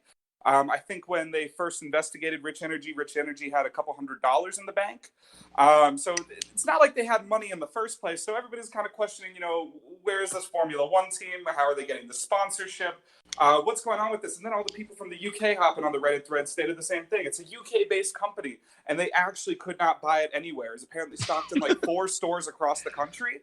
And you couldn't actually buy it at any of those locations. Actually, even if you guys are in front of your computers right now, hop online, see if you can actually order their merchandise. You actually can't. You can't even order the merchandise and have it shipped to you. That's how sketchy of a company this is. So we're going to fast forward right now a little bit. That's a little bit of background on them. So their CEO is William Story, or former CEO at this point. Basically, Story said, it doesn't really paint the whole picture. It's not that we actually only have, a couple $100 in the bank. We actually have millions. We have big sponsors waiting in the background. I'm just the public face. You're just not seeing what's going on. But it's goofy. You got to do some real digging. The man made his money from like Zimbabwean tobacco farms. I highly encourage. I genuinely, I highly encourage checking this out. This has been my favorite thing. It's a running meme between me and my friends that watch out here. All right, so I'm on the Rich Energy site right now, and it says I can buy a case for $40, but it's out of stock. Exactly. Oh shit, that's where they get you. Kevin, are you thinking what I'm thinking here? Like, we should get them to sponsor the podcast. That's what I'm thinking. Absolutely. This is. Hey, if they can sponsor like an F1 money. team, they can shell out a couple. Yeah, they can shell out a couple. They can shell out like $50 an episode. I feel Rich Energy, come through. We'll talk nothing but nice also, about your non-existent product. That's literally the only thing in the shop, and it's out of stock. So I feel like that tells you a little bit about the company. What? Here's the thing now, boys. Man. Here's the thing. Rich Energy doesn't actually exist anymore. They actually just changed their name to Lightning Volt. Oh, well, I'll keep that in mind. So it actually gets even better. So during, I believe it was the Canadian Grand Prix, and one of you, please feel free to fact check me. Rich Energy was actually sued by a company called White Bikes over the use of the Stag's Head logo. White Bikes actually uses the exact same stag head. There's some minor differences. I think there's an extra antler on Rich Energy's. But anyways, they sued Rich Energy and said, please stop using this. This is trademark. This is copyright. Now it gets better. Rich Energy comes back and says, nobody's ever heard of White Bikes. We're not going to do that. White Bikes tweets out a photo of Romain Grosjean on a white bike. That's awesome. So that's absolutely amazing. I think it was something like 35,000 pounds or dollars. I can't remember which was the damages that they're supposed to pay out. They were supposed to take down their logo. Haas still ran with their colors on the car. And it just keeps getting better and better from there. After that debacle, basically that's when you see Rich Energy's Twitter, which has to be run by Story. I mean, I can't confirm if it is or isn't. Oh, absolutely. But I follow it. Yeah. It's always jumps to defend him, and I'm sitting there going, it's got to be run by him. But absolutely incredible. So they haven't paid White Bikes. They said basically they're dropping Haas. Haas is now suing them for $35 million, saying this is a breach of contract. Classic. Yep, and they're basically coming back. And the kicker is from White Bikes, from this lawsuit, the judge actually said in their decision that they thought Story had manufactured a bunch of documents, didn't think he was credible at all. And then from there, made his summary judgment. Yeah. So this whole thing, this makes my day every day at work. Absolutely a ton of fun to do some research in the middle of soul-crushing phone calls. But absolutely great. So that's what's going on with Haas and the company formerly known as Rich Energy, now Lightning Volt. They're my absolute favorite this year. And, so does that mean their paint scheme is going to change now, or? I haven't seen anything about that, but honestly, I actually really fuck with the black and gold. It's very nice. Oh yeah, that's what I'm saying. It's better than years past. I'm genuinely disappointed that they no longer have Rich Energy as a sponsor, because I just thought the American team being Rich Energy, that made my day every day. Yeah, right. It's easy to root for. Yeah. But so that's my favorite saga. Do you know how much their sponsorship deal was worth at the beginning of the season? Like, what is because that's a mid-tier team in F1, and that's their primary sponsor. So how much do you think or know that goes for? So I know it was over 3 years was their deal. Now, like I said, if I read the lawsuit right, I believe they're suing for $35 million. I don't know if that's the actual amount they agreed to sponsor or not. I'd have to do some research on that, but I know that's what they're being sued for right now. Okay, because I know in NASCAR, Allied Financial, Jimmy Johnson's sponsor now, pays somewhere in the low 8 figures. So I feel like that's casual. pretty much equivalent to what Rich Energy's paying, except for Ally Financial is a great business, and it sounds like Rich Energy is. Yeah, Ally Financial is a real business you can actually buy products from, and yeah. Oh, by the way, I completely forgot this update. I was looking right now on my computer to see if I can figure out how much they're suing him for. But the kicker is now Red Bull is suing Rich Energy for copyright infringement, if I'm looking at that right. Yeah, I saw their. Just getting I can see where that comes from, because I'm on their website right now, and their trademark is "Forget the wings, Rich Energy gives you horns." So I feel like that's definitely a play off of Red Bull. Oh, perfect. Is it really? I haven't even seen that. Yeah, it's the first thing I saw on the website, so that makes a lot of sense to why they're getting sued. Absolutely amazing. So, what a sport! What a sport! Yeah. That's honestly hilarious. Thank you for clearing that up. As what I assume a diehard F1 fan, what is your take on that? Okay, the statement, the on-track activity is less exciting than what happens during the off weeks. I disagree. I think what's been happening the last at least 2 races, I think it's been a lot of excitement. I will say there has been a giant shot in the arm the last couple of weeks, even though Verstappen versus Leclerc was some of the most unreal racing. The fact that they didn't wreck and then Vettel forgot how brakes worked. I mean, that's just unbelievable. Well, sometimes your brakes just don't work, Rotolo. You you're driving along pretty quickly, and you just gotta slam into the guy in front of you to stop. It's part of racing. I too have played Grand Theft Auto online. But to get back to it, I honestly find a lot of more the technical aspects to be a little bit more boring. So a lot of the news doesn't necessarily excite me. I'm always a fan of all the rumor mills of what driver is going to replace who. I've seen a couple of rumors that Grosjean's about to be replaced by Esteban Ocon. Don't know if that's true or not. Saw that a few days ago. I don't know if that's. That's interesting. I don't know. Well, I have seen things saying Toto Wolff is willing to completely sever ties with him if that's what it takes to get him in the seat of a car for the next F1 season. Interesting. Yeah, I heard a lot of Albon talk, especially with Pierre Gasly, but he finally outfinished Verstappen. So I mean, all it took was getting spun out. I heard that like all the contracts for the drivers are kind of through 2020, just because with 2021 the regulations are gonna. They don't really know where it's at right now, so all the drivers are like, I don't want to commit to anything if it's going to be bad for the team. The only team that's officially locked in its drivers for next year, as far as I'm aware, is McLaren. I know Bottas. I've seen some things saying at the start of the season they were looking at replacing Bottas, but I think he's delivered pretty well. So I don't think that's really going to be the case anymore. I've seen some rumors around Renault. Because I know there was supposed to be some kind of handshake deal essentially to get Ocon into a seat before Ricciardo moved over. So I think there's definitely some options. I don't know how much longer Kubica is going to want to stay with Williams. That might be a last-ditch effort. But it's not like he's exactly producing. He's lost to George Russell, I think, every single race. And I know they're only doing their own private little race, but still, you're losing. Yeah. You're losing every single one. Now, is there a chance William could just straight up cease operations, or is that not an option? I know they're one of the big 5 in F1 in terms of how long they've been around. Storied name. I don't think they're going to go away.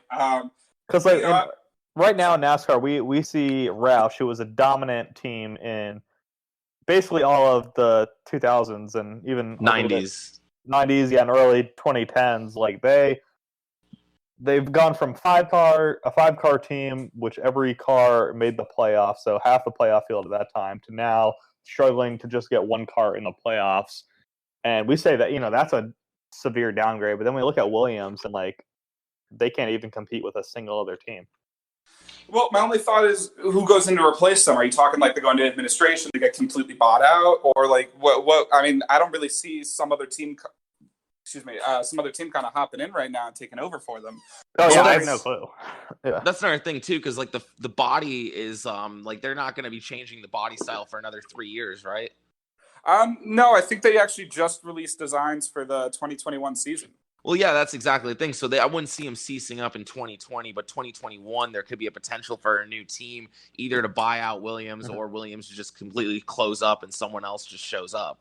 I mean, there's that possibility with a new car. I mean, I know with NASCAR with the new car coming up where hoping to see some new teams pop up. So, well, I think part of the new regulations for 2021 are supposed to be a more even distribution of prize money, et cetera. okay, So communism. So I think they're trying to. I think it's just at such a crossroads at this stage where, it's harder for the teams that don't have that kind of budget. Like, they can't compete. Yeah. They're not going to have that level of success. It's just wildly different when you've got like a huge car manufacturer like Mercedes, and then you've got, a team like Williams. It's an ocean between them. Mm-hmm. But my big thought is I just don't know who would come in. I know Porsche's making their debut in Formula E. I'm not super up to date on that, but I know they're coming out 2020. I haven't really been watching much Formula E. So I don't watch much, but I know Porsche's launching a team. I saw some rumors that Hülkenberg might be looking at dropping from Renault and going to Porsche for Formula E. I don't know how true that is. It's just something I've done a little bit of reading. Like I said, I'm not super into Formula E. Just something I read recently. All right, cool. All right, moving along. Actually, I wanted to talk about some of the other teams. So, McLaren's made a huge comeback in the last few weeks. I mean, I've been following Lando Norris. I've been very impressed. Unfortunately, his suspension blew up at Canada. But other than that, he's been having some really impressive runs. I mean, what do you think about the McLaren team? Definitely think it's a big bounce back over last year. I think they're what place are they in right now? I mean, they have as many points. Probably as they've fourth, had this, if I had to guess. Maybe. Yeah, Renault. they have more points this year than I feel like they've had the last 2 years almost combined. Yeah. I'm actually looking right now. Let's see here. But Fernando Alonso was just struggling with that team for the longest time. Alonso's had some struggles recently in general, though. He didn't shouts out qualify Indy for the 500. 500, right? Yeah. And that would have brought McLaren to IndyCar too, which would have been nice. But so McLaren is currently in fourth. Yeah. Nice. They're doing better than Renault there. Nice. Yeah. No, I'm looking at the championship standings right now. Sainz is ahead of Norris. But by the way, just off topic, Lando Norris, absolutely wonderful Twitter account. Highly recommend to follow. Yeah, actually, a lot of the drivers have some fun ones. Him in particular, though, he's just a lot of fun. He's a goofy guy. I'll check that one out. He's what, 19? 19? I don't know about that. These drivers are very 21? Young right now. Because I know. I didn't realize how young he was. I just turned 20 a couple of months ago, and I'm young for my grade. But then I see that there's a kid in F1 also. Shout out to MVP right now for having the Harrison or the Kim Burton cam again. Yeah, you were dead on the money. You were dead on the money. I just double checked. For some reason, I thought Norris was like 21ish. No, he's 19. I think Leclerc might be 21. Or Leclerc is 21. Leclerc's another young guy. Yeah, 22, I think. Jesus, racing is unreal right now. Brandon Jones. Oh my goodness, sorry, Pont. Like, we're watching the Xfinity race, and for some reason, these guys are deciding to do really well today. This has been crazy. There's a lot of young talent moving up, and I'm sure, Vettel's got to be a little worried if he doesn't get wins. I mean, Kimi Räikkönen's a fucking ancient statue at this rate, and still getting top 10. So I mean, still getting points, paying positions. You gotta love Kimi though. I love Kimi. What are we talking about? He's great, and Giovinazzi is not even showing up. It feels like Kimi's getting points almost every week. I mean, he was looking pretty decent in Austria. Well, Kimi right now is eighth in the standings overall. It's awesome. Who's seventh? Giovinazzi is 18. Yeah. 7 is Sainz. And then Gasly 6th. In fairness to Gasly, he's really not doing too bad overall. He's the second Red Bull car. I guess we shouldn't be expecting that much. I mean, he's doing the bare minimum. Obviously, if you're not top 6 in one of those big 3 teams in points, that's a big sign. Brand's gonna get turned. Well, I'm more just thinking, out of the top 6 drivers on the top 3 teams, he's obviously the worst out of them. I wasn't expecting a whole lot more, and I didn't realize he's still in 6th. It's not bad. He's doing okay. If it weren't for the fact that Verstappen crashed out in the last race, or got crashed into, I should say, he still probably would have put up a respectable 5th, 6th. That's not terrible for a kid who just moved to one of the big 3. For sure. Oh, classic. All right, so let's round this out real quick. You got any bold predictions for the rest of the season? Bold predictions. I do think Leclerc will finally win a race this year. That's not a bold prediction. We've been saying that since he blew his engine. Don't care. I think that is a fairly bold prediction, considering how the races have gone this year. Do you have a track in mind? Monza's got to be the one that Ferrari's really circling right now. Like, everyone's circling that one. I feel like maybe, like, Circuit of the Americas, like, he could maybe pull a surprise away from Hamilton, who seems to always dominate there. I think I might be going to that. Wait, is that that's Austin? That's Austin. Yeah, that's Austin, Texas. Oh yeah, have you been to an F1 race before? I actually have not. Looking at getting some tickets out to Austin, and then I was contemplating trying to get a ticket out to Australia to start the season next year. Ooh, wow! Flights are not cheap there. Just letting you know. Oh, really, Rotolo? Halfway around the world, not a cheap. I'm just letting you know.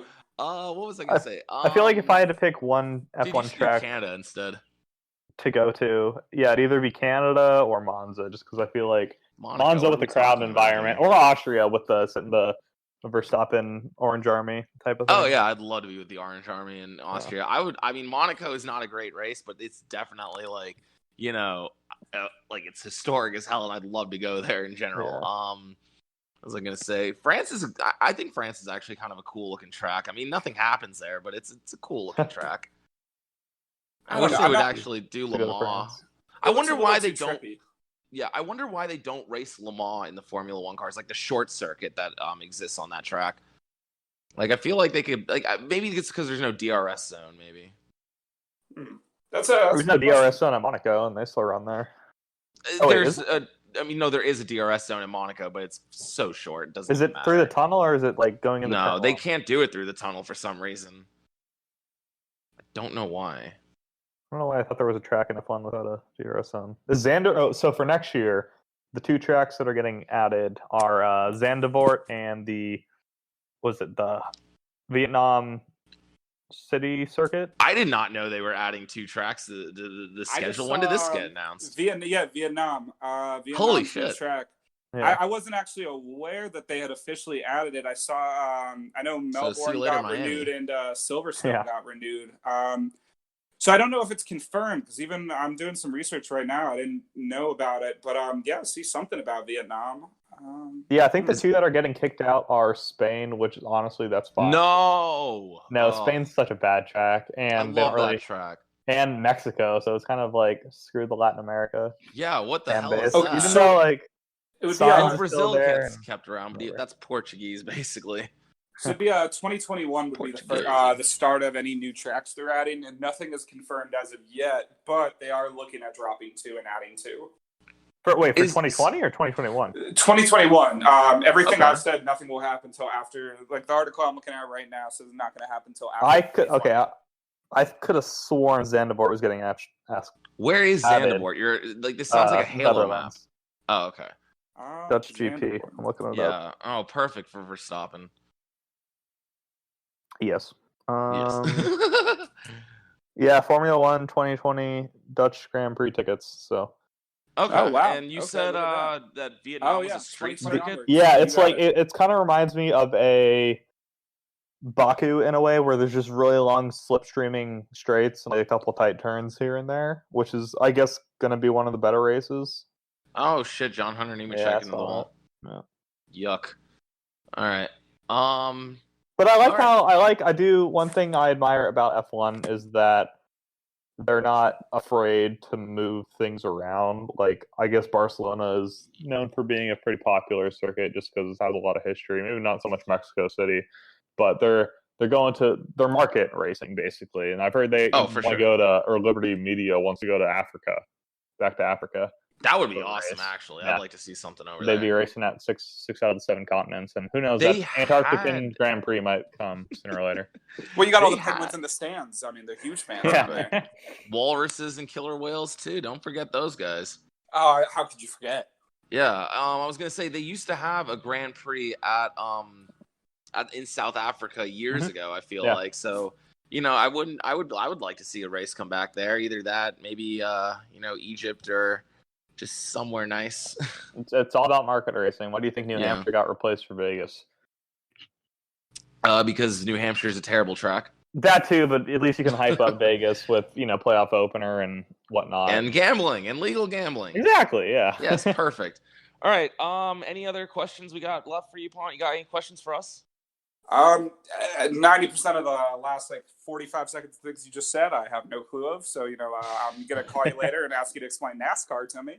You should really watch some of the race. Oh, I was gonna actually ask you, when is Circuit of the Americas? I feel like that is the same weekend as Talladega. I want to say it's November 11th. No, it's the same weekend.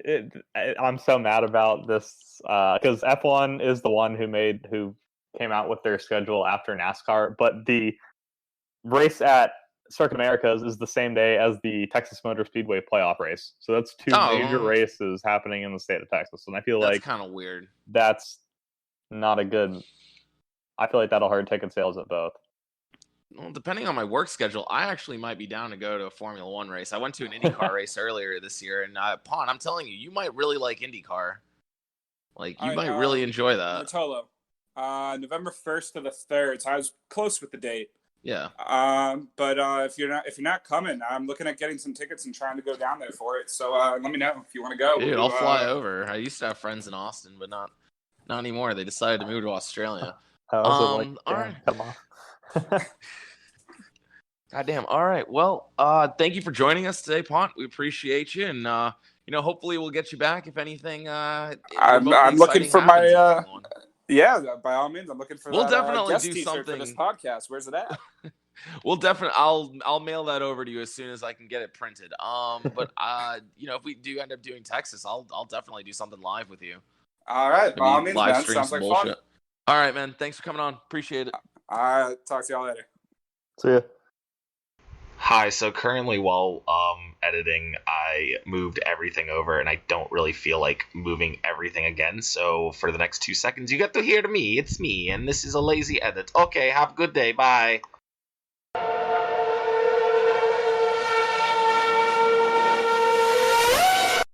Thanks, Jordan, for coming on. Appreciate that. That was a great interview. Thank you so much, Jordan, and he didn't talk about drivers dying this week, so that's always a positive with him.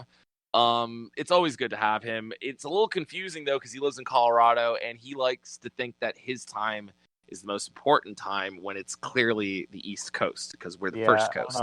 Idiot. I don't trust mountain time people. No, I can't either. They're always in the mountains, high on their weeds. It's disgusting. Which I will say, they do get the benefit of the doubt over the next couple months to get those 1 p.m. start times for the NASCAR races. So shout out to them, I guess. Good for them. They actually don't have to wait all day for the race to start. God bless. Yeah.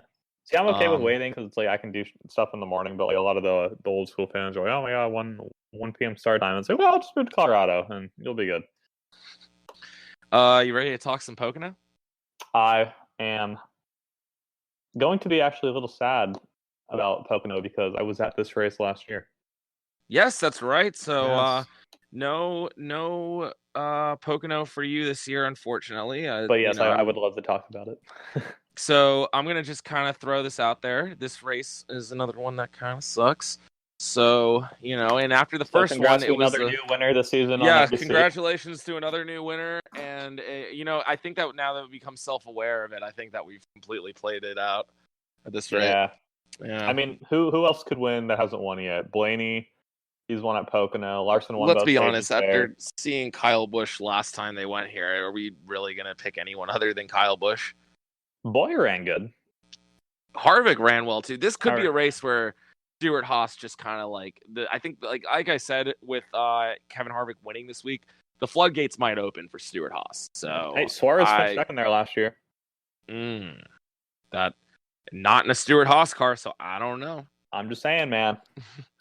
I'm looking at the driver entry right now. We got 38 cars coming through. Quinn Houff in the 77. The Rick Ware cars have not been announced. Reed Sorensen in the 17 and Ross Chastain back into the 15. Nothing really that I noticed out of the ordinary. I will say the races where all 3 Rick Ware racing cars have showed up have been phenomenal. I want to say they showed up All-Star Weekend, Coke 600 Weekend, and then Chicago, I want to say.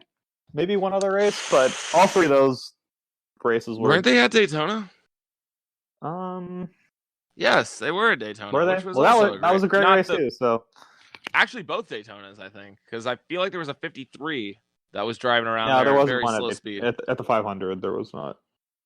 The 400, I felt like there was a 53. Yeah. Yeah. Oh shit. Kevin Harvick's running the Busch Beer Gen X car. Yeah, I can't wait to see that. That's not the millennial car, right? No, It's not... I'm super excited for the Busch Boomer car whenever that comes out. If they're on it. Baby, I can't wait. It's probably just gonna be an old man yelling at a cloud on the front of it. God bless. I'm just looking at the sponsors right now. Nothing really out of the ordinary. Ryan Blaney's got the Moneyline car, which is a nice looking vehicle. I will say I did see something about Moneyline this week. They're looking to sponsor the podcast finally. they're doubling down on their sponsorship. They're going to sponsor Penske and Cup next year. I heard a rumor a while ago that Keselowski was going to be short a couple races with sponsorship for 2020. So not anymore. If I had to guess, Moneyline will just slide in there, or maybe move over some of the sponsors from Blaney's car to the two, and then give Blaney Moneyline, something like that.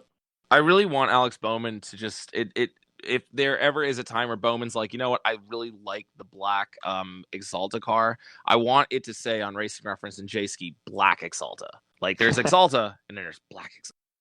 And it's like you just know that Bowman's about to go nuts when he's driving the Johnson. What is it?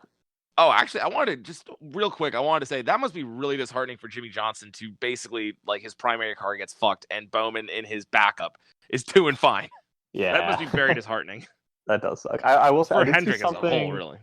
On the race thread where NBC changed the number on Bowman's box for when on the scoring thing from whatever dark blue to black. So I don't know if that's true or not, or someone's making that up. But if they actually did that, that's such incredible attention to detail. I don't feel like that's real, but we'll see. It's the type of thing I could see NBC doing because they care. The mane and tail car, is that the one that I just saw on Reddit for the 0-0? Oh man, that's gonna look great on track. Gonna look great. Shout out Landon Castle. Who knows? Maybe another fog wins in the forecast. Oh man, I mean, as funny as that was, I really hope that doesn't happen again. Yeah, me neither. No, the weather actually does look really good for Pocono this weekend, which is nice. Oh, nice. Yeah, usually it kind of stinks, so that's good. Yeah. Race will be. This has always been my birthday weekend race, so my birthday is next week Monday. Not to brag, but the 29th. So the 29th, yeah.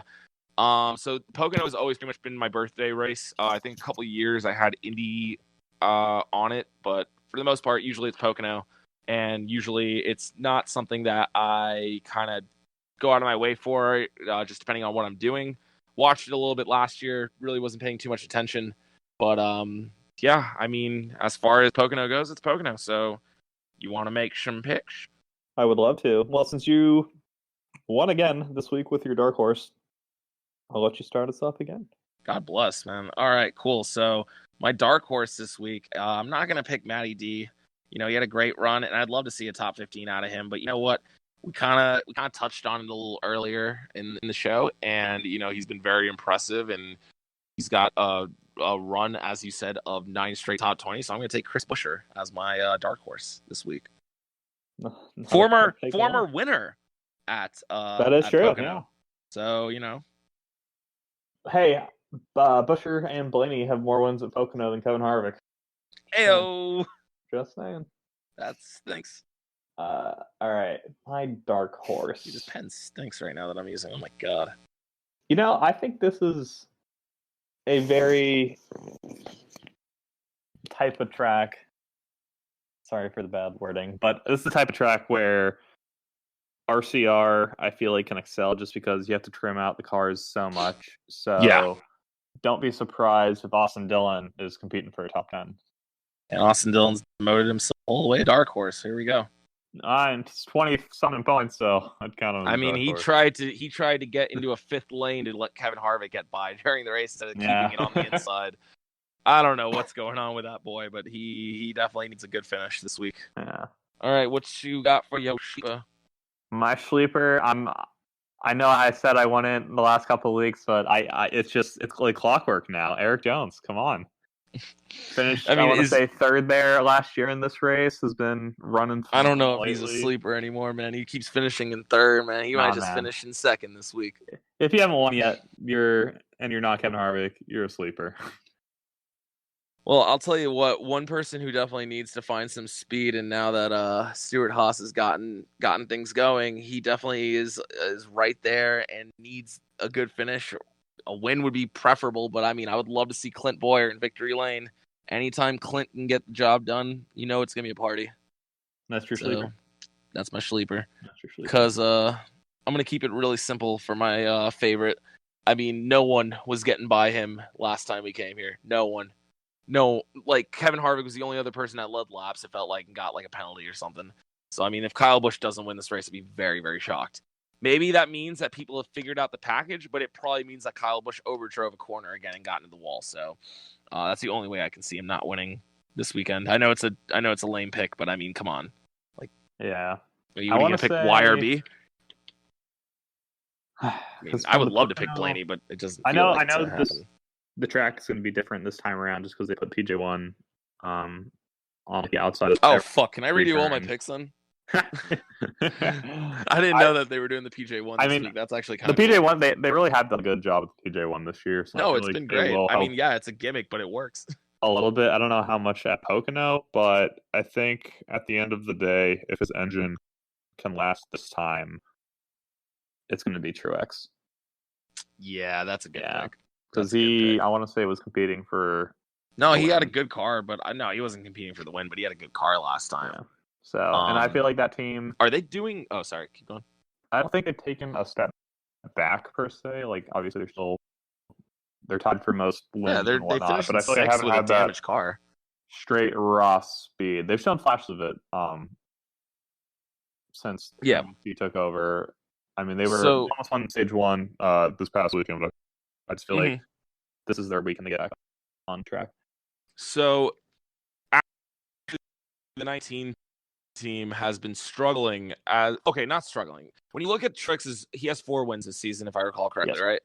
I believe he only has 1 on a mile and a half, which was Charlotte, and then the others have come on non-mile and a halves: Dover, Richmond, and Sonoma.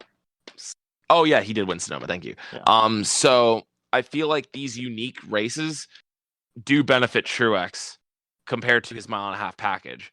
I mean, yeah, he does show speeds at mile and a half, but I mean, that's a good pick. I would not be. I mean, either way, we've picked 3 of the 4 Gibbs cars this week, so I think we know. I think we know what we're doing here. God damn it! Again. I feel stupid. Like, I do want to say, though, I feel like Kevin Harvick, this could be like the start of a Tony Stewart-like summer run. I agree. I mean, he finally got the win. It felt like looking at him, looking at how happy he was, how genuinely relieved he looked. That was more of like he needed that for a confidence boost to be like, yeah, I still got it. These young kids got shit on me. Like, he definitely needed that win. I agree. And I feel like, like you said, the floodgates, once they open, I mean, they've been running good all season. It's not like they just were running 10th to 15th and snuck a win out of nowhere. Like, they have been competing, maybe not 4 wins, but at least top 5s every week. And now, since they have that win, they can try new stuff too. And especially at Pocono, for strategy is a big factor and everything. Oh, for sure. That's how the cautions play out. So, would not be surprised. I'd be very excited for it if I was Stuart Haas right now. This could be a great opportunity for them to start getting their cars locked into the chase. So all 3 corners have PJ1? I believe so. Ooh, that's gonna be very interesting in turn 3, because that is probably where we're gonna see the most side-by-side racing, which we normally would not see at Pocono out of 3. So I don't feel like they're going to be doing side-by-side in the tunnel turn. That's just never been a good corner to do that. And then turn 1's turn 1. It's a wild card, man. You could throw it up high. You could throw it into there. You could just go lose your brakes and go straight into the wall. You just never know. So I'm intrigued. So, hopefully this race doesn't suck, but as history has shown, I feel like the last time I had a really good time Well, I mean, Ryan Blaney in 2017, I was going to say the junior win felt really fun, but maybe that's just because junior won. Yeah, I mean, hey, I had a good time last year at the race, so. Yeah, as long as you had fun, that's all that matters, Kevin. So, Thank you. yeah, congratulations to you. Okay. So, rounding out the field, we actually have some new 38 and 36 switching crew chiefs. Obviously doesn't really matter for a team like Front Row, but I mean, any news is news, and that is news. So, thoughts? I don't think it'll hurt. I don't. The 38 car, I like not to expect them to be running great this season, but they've definitely underperformed for their standards. Like, but the 34 has done well, besides Michael McDowell kind of being a dickhead. But I mean, yeah, no, I feel like the 34 has. 34's been running great at times. To the number one car in that program, it's always been the 38. So. Mm-hmm. Yeah, I mean, that's not really saying David Reagan's not a good driver. David Reagan has 2 wins in his career. That's not a fluke by any means. Like, well, okay, it depends how you look at a fluke. He's been a good driver. Yeah, David Reagan has been consistent. He's jumped around all of those cars, it feels like. I mean, dude, like, you never know, honestly. You could get another their last win was at Pocono. Bob Jenkins. It is Bob Jenkins, I believe, right? Yes. Yes. So that could be big. This week Haley Deegan turned 18, so she can super speedway race now. Yes. Which is what we're all excited for. Let's be honest here. I mean, see if we can see her at the bigger tracks and making some serious moves, we could be seeing her moving on up the ladder soon. So that's what we want. Yeah, I will say. Sad news came out Sunday morning from the NASCAR garage. The crew chief on the number 11 College Racing team, Nick Harrison, unfortunately did pass away. So yeah, sucks. Thoughts and prayers. Yeah, I mean he was very close to a lot of the guys in the garage. He was a former crew 37 chief. years old. A lot of people, very, very touched by this. I mean, he called the race that day, and then I woke up on Sunday and saw the news. It was very, very heartbreaking to see that. He was the crew chief for Justin Haley, I believe, correct? Yes. So, I mean, that's just tough. I know, obviously Justin Haley reaches the highest of highs, and now unfortunately is experiencing the lowest of lows. But I mean, that's a tough kid right there. That's a tough team. They were definitely, they're a family, and they showed that at Daytona with their celebration. They're a huge family, and they'll definitely be racing for him for the rest of the year. They'll definitely be wearing that on their sleeves and just be going the extra mile to try and get stuff done. So our thoughts and prayers with Nick Harrison. Yeah. Well, on a more positive note, the entire Wikipedia page about the phobia of lobsters is dedicated to Denny Hamlin. Oh man, dude, that's just hilarious. I actually don't know anyone else who is afraid of lobsters. So right? He is the most famous person. That picture will for now still be the header for the LTLN podcast Twitter, which you can follow at LTLN podcast. So yeah, that's fun. Speaking of lobsters, that was a big boy they had this weekend, and Keelan lost a bet and had to kiss it. He did. So, I don't know if it was a bet. He said he would. He said, well, I mean, he probably wouldn't if Kevin Harvick didn't win the race, and Kevin did, so he had to fulfill his promise to kiss it. And he gave a little interview saying, it didn't taste great. So. Oh wow! Just came out a couple minutes ago. NBCSN is going to broadcast live the NASCAR iRacing series for a couple of the races. Ooh, interesting. The That's iRacing, cool. iRacing, like, say what you want about esports, but iRacing has been very exciting at times. They do have some great finishes, and honestly, the commentators for it, they do a great job at what they do. When I was a kid, I used to watch NASCAR Racing 2003 series races that were on YouTube, and honestly, when you put the effort in, it's very exciting, and that's awesome to hear NBC's doing it. How many races did they announce that? Like, literally just came out 15 minutes ago. It doesn't have a number, though? Like, to how many races they're going to do? Because I am curious about that. I think I saw 4? Is it live, or will it be recorded? 4 esports events to be televised on NBCSN. Yep. Live or replay? Live. Woo! That's fun. We get to see lag in person. Here we go. Yeah, I love rubber banding. I will say I have watched a couple of their live races. No, it is the very production fantastic. quality is not bad.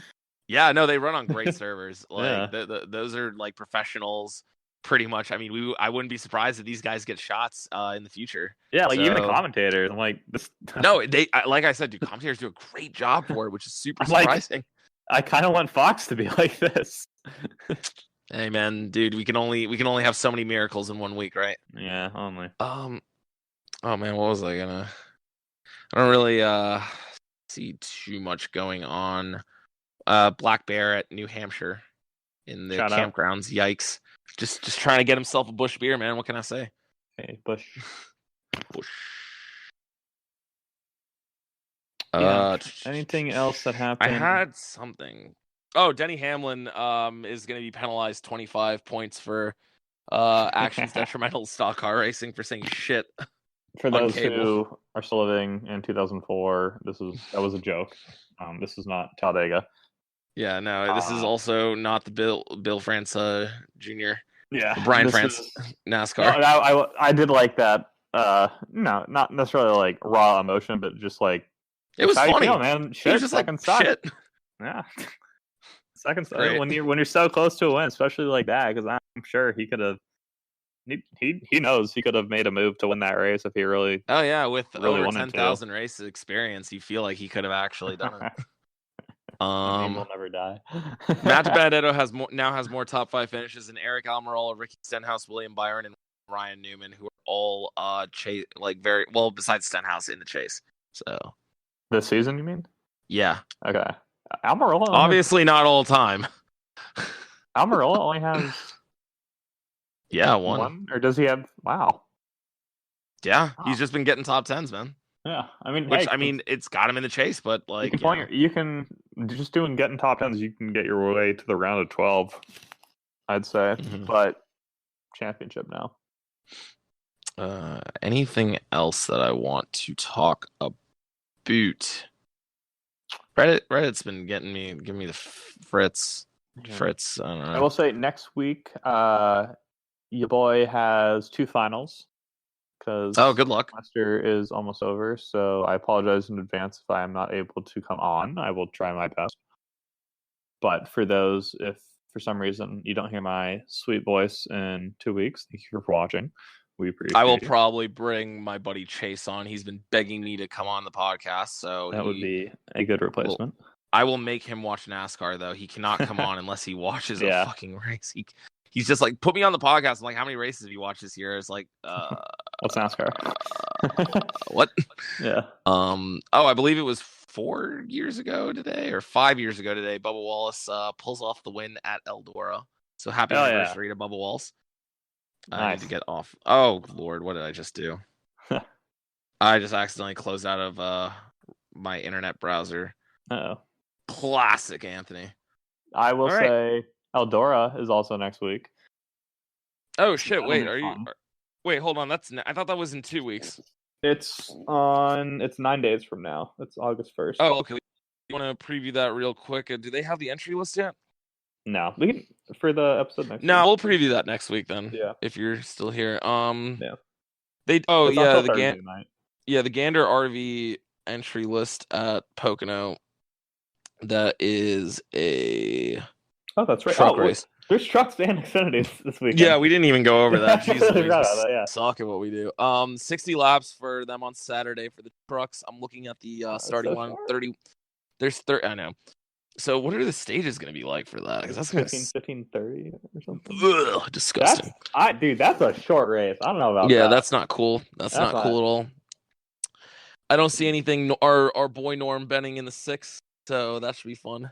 And then Um, the Xfinity Series is back at Iowa, which totally could have been. Oh a yeah, doubleheader. what in the world? We Yeah. just completely glanced over Iowa. Our boy Ryan Repko is back in the. Oh, I think he's in the 01 this week. Is he? And then Ryan. Yeah, Vargas Ryan's in the 01, and Ryan is Vargas making is in the his 15. Xfinity debut, so that'll be I fun. to don't watch. know if it's a debut. Oh yeah, it is debut. Yeah. And Hopefully who's in the when- last? Smithley and then Stephen Light Okay. is in the 4. Well, hopefully Alex can come on next weekend or next week for the Steven episode. Parsons is back in the 99 this weekend.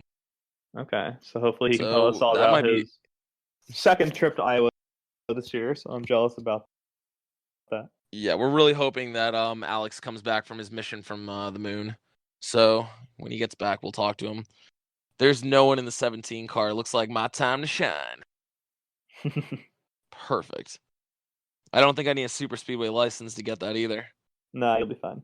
Will Rogers, why do I know that name? Yeah, no, he's making his debut. He was the one. He was an ARCA driver for a while, right? I don't know if he beat Harvick or finished second to Harvick and raced him like really hard and really good back at Sonoma in 2017 or whatever. He's from Hawaii. No way. Yeah, he won a race in 2018 in the K&N series. He has in the West series. In the East, he has 3 wins. Actually, he's only made 5 starts and has 3 wins. That's ridiculous. Sheesh. I don't know if if Hawaii has ever had a NASCAR Top 3 Series winner. So I don't think so either. He'll win this weekend. But shout out to all my Hawaiians listening to the podcast.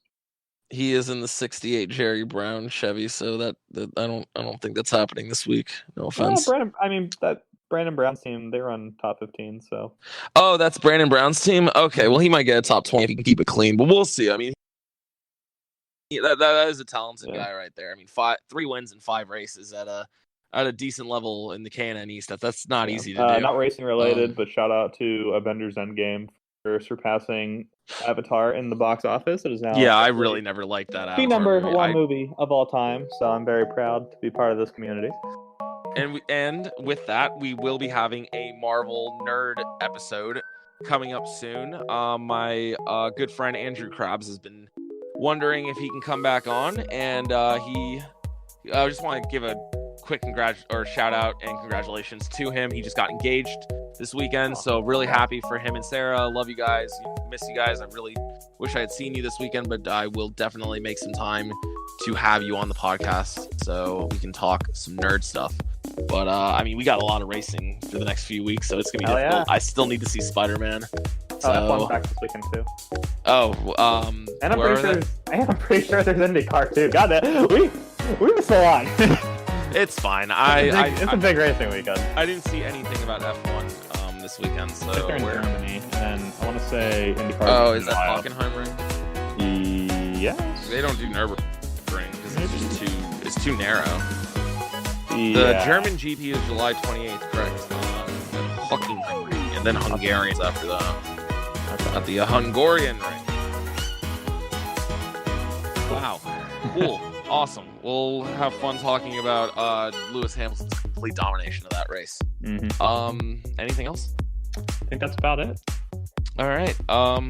Well, make sure to follow us on Twitter at LTLN Podcast and Instagram, the same handle. Other than that, I have been Eddie. And I have been Kevin. We'll see you guys next week when I am a...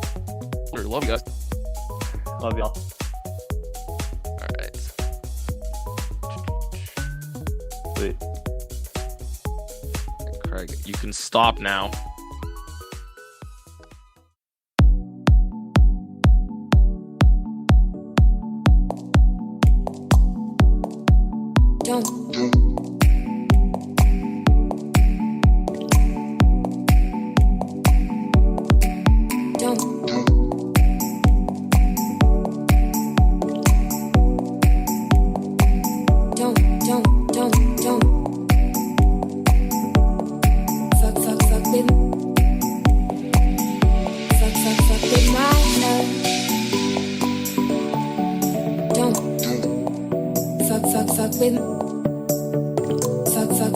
With my love, that heart is so cold, all over my arm. I don't wanna know that, babe. Just got rich.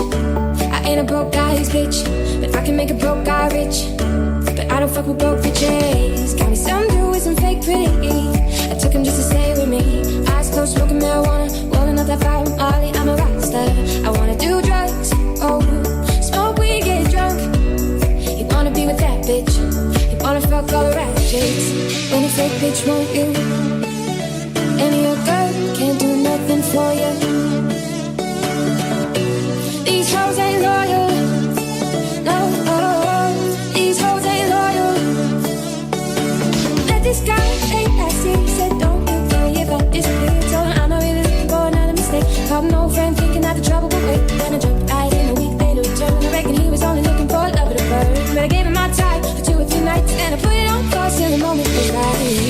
When a fake bitch want you, and your girl can't do nothing for you. These hoes ain't loyal. Whoa, these hoes ain't loyal. No, whoa. Knock, knock, knock on my hotel door.